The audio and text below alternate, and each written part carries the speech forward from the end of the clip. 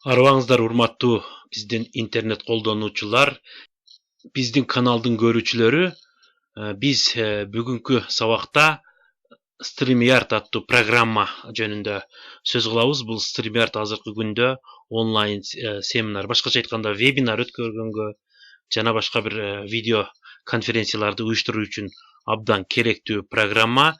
Биз бул StreamYard'ты колдонуу үчүн атайын жогоруда көрүп турганыңыздардай мында www.streamyard.com деген сайт аркылуу бул программага кире алабыз. Анда мен ушуну практикалык негизде көрсөтүп берейин.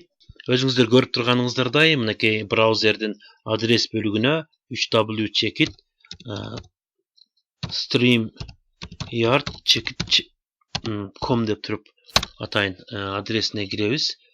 Бул учурда бизге ошол сайт чыгат. Эгерде биз жаңыдан катталып аткан болсок, бул сайттын башкы бетинде атайын каттоо бөлүгү бар дагы. Биз ал жерден электрон почтобузду жазып туруп, ал жактан тастыктап алабыз. Тастыктага мен буга чейин катталган үчүн мен андан кийинки ички бөлүгүнө кирише берейин. Ички бөлүгүндө мынакей өзүңүздөр көрүп тургандай вебинарлардын тизмектери чыгат. Мына көрүп турганыңыздардай бул эми болуучу вебинар. Ал эми биз жаңыдан вебинар түзөбүз дагы. Бул жерден create broadcast деп туруп мынакей түзүп алабыз бирде. Мынакей бул жерде анын аталышын жасайбыз. Аталышы мынакей. Мисалы аталышын бир атайын жазып алсак болот. Эмне дейбиз? Темасын онлайн сабак өтүүнүн ыкмалары деген онлайн сабак өтүүнүн ыкмалары деген атайын биз ушундай аталыштагы вебинар деп уюштуруп атабыз дейли. Мынакей create broadcast деп чыгат. Бул жерде бизге 3 позицияны тандоо мүмкүнчүлүгү берилиши керек. Мынакей мен буга чейин кирип жүргөнүмдөй тынчтыкбек деп бул жерге дисплей атымды жазып алам. Экрандан чыгуучу же болбосо аны башкача деле атап алышым мүмкүн. Мен эми кайрадан өзүмдү эле атымды бул жерге атоону туура көрдүм. Бул жерден өзүбүздүн микрофонубузду текшерип алсак болот. Үнү канчалык кетип атат? Мынакей мен сүйлөп атканда нормалдуу эле. Ошол учурда камераны биз күйгүзүп алабыз. Биз же жашыруун киребизби, жөн гана үнүбүз менен иштейбизби? Мен бул жерде ачык эле кирүүнү туура көрдүм. Анда Enter Broadcast Studio дейт. Бул жерде мына көрүп турганыңыздардай экран. Мен медиа сабак долбоорун алканда жасап аткан StreamYard'тын мисалында көрсөтөйүн. Мына мен бул студиянын ичине кирдим. Өзүңүздөр көрүп тургандай. Бул жерден мен өзүм мынакей жалгыз эле кирип отурам. Өзүм кошсом бул жактан экрандан чыгып калам.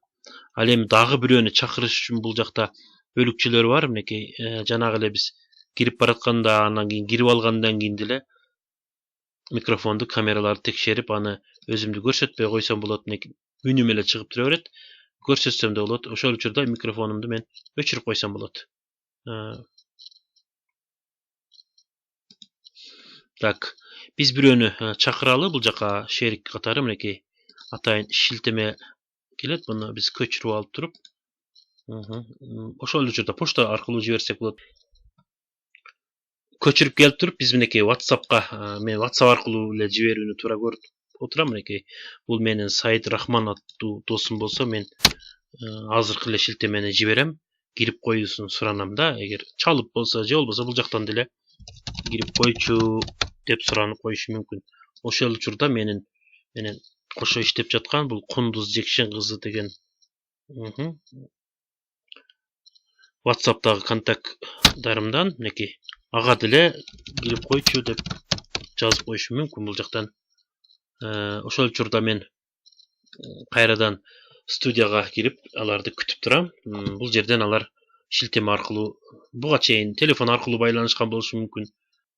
Ал учурда биз күтүп турабыз.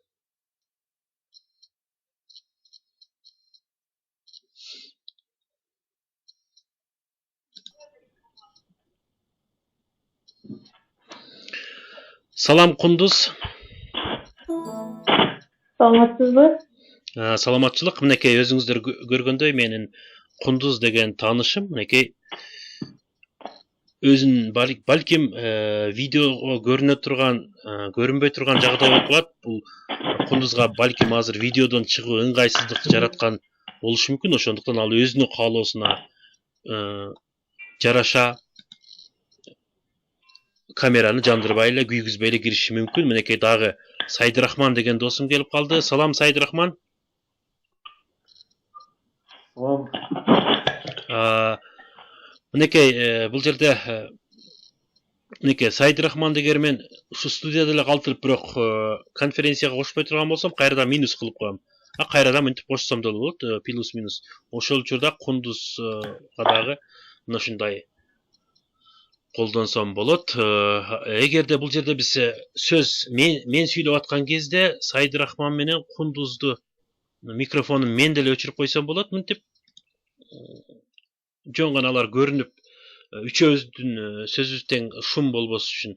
Ошол учурда кайрадан мен Сайдырахманга сөз берип туруп, микрофонду күйгүзүп туруп, мен өзүм өчүрүп алышым мүмкүн. Сайдырахман, эсен амансыңбы? Тынчылык, Кудайга шүгүр. Өзүңүздөр амансыздарбы? Жакшы. Мынекей бул бир мисалы болду. Кундуз, анда сенин көп убактыңды албайын, келип бергениң үчүн чоң рахмат. Кайрадан көрүшкөнчө. Чоң рахмат. Эртең кайрадан көрүшкөнчө. Ийгиликтер. Биз мынтип кайрадан Кундуз өзү чыгып кетти. Биз кааласак бул жактан деле башка жол менен ар кимибиз өзү чыгып кетсек болот. Сайдырахман, анда сага дагы ийгилик досум. Кайрадан көрүшөбүз. Чоң рахмат. Көрүшкөнчө. Рекорд дегенди бассак болот. Бул жазыла берет.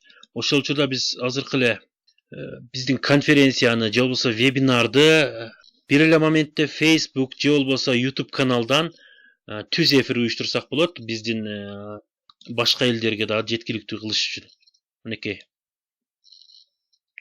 өзгөртүп атканда мынекей буларды күйгүзүп коебуз. Анан бул жерге анын бүгүнкү вебинардын мүнөздөмөсүн жазып койсок да болот. Же болбосо түшүндүрмө, мынекей бул жолу биз онлайн сабак өтүүнүн жол жобосун тааныштырабыз деп койсок, ошол чыгып калат. Мынекей биз YouTube каналды жандырдык. Ошол учурда Facebook баракчабызды дагы жандырып койдук. Бир эле учурда эки жака бирдей түз эфир болушу мүмкүн. Мынекей биз бул вебинарыбыз кайсыл кезде старт алат, башталат, аны дагы бул жактан коюп алсак болот. Мынекей ал анонско сүрөттү чыгарып койсок болот. Мынекей бир сүрөттү тандап туруп бул жактан мен азыр муну баспай эле коеюн. Анан сөзсүз түрдө бул жерден учурду белгилейбиз. Кайсыл күнү? Мисалы үчүн бүгүн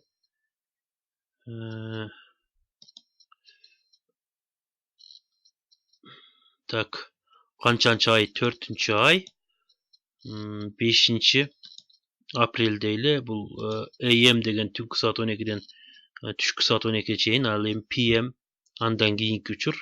Биз AM дегенди тандайбыз. Бул жактан сааттык алкак бизде +6.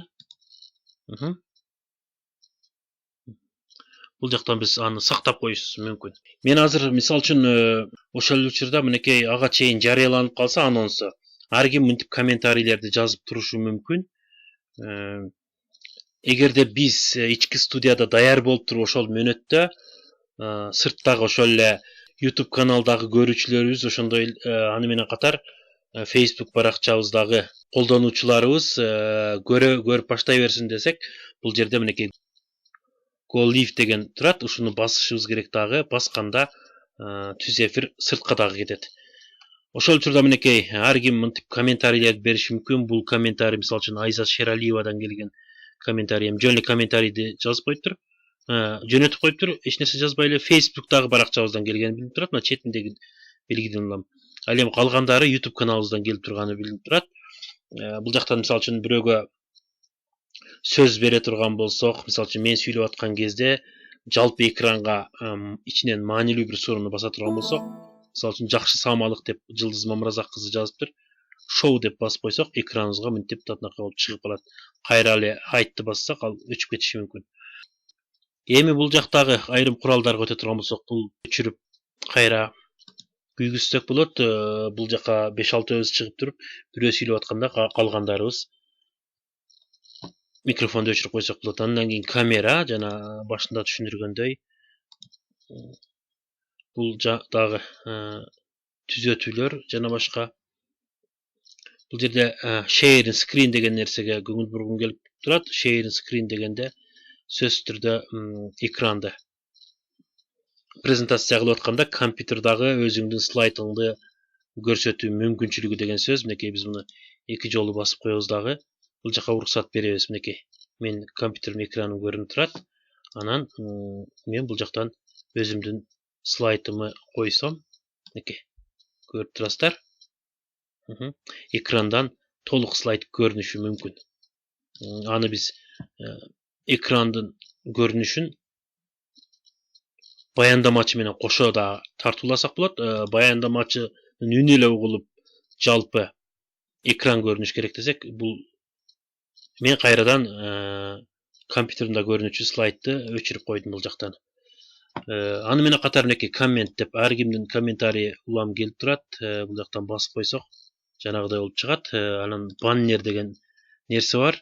Урматтуу, мынакей баннерде түрдү өзүбүз жазып туруп, каалаган учурда алдынан жүгүртмө сап сыяктуу кылып өткөрүп койсок болот. Мынакей урматтуу түз эфирди көрүп жаткан мекендештер, ушул эле беттин түбүнөн сурооңузду жазуу түрүндө белгилесеңиз болот деп турат, берсеңиздер болот деп. Мынакей биз шоу кылып койгондо алдынан мынтип чыгып турат. Бул жана көрүүчүлөргө да жеткиликтүү болот.